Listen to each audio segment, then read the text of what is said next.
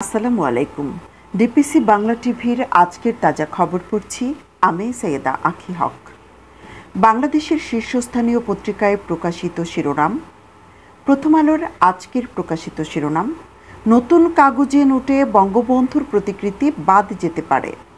প্রধান উপদেষ্টার সঙ্গে সংলাপে নির্বাচনেই প্রাধান্য। বাংলাদেশ প্রতিদিনের শিরোনাম, সেই অস্ত্রবাজরা যুক্তরাজ্য ভারতে। অপরাধ করে কেউ পার পাবে না, শাস্তি নিশ্চিত করা হবে, অর্থ উপদেষ্টা। ইত্তেফাকের শিরোনাম, ঢাকায় ট্রাফিক আইনে ৭৪৯ মামলা, জরিমানা ৩১ লাখ টাকা। চলতি সপ্তাহেই পিএসসির সংস্কার চাইলেন সার্জিস।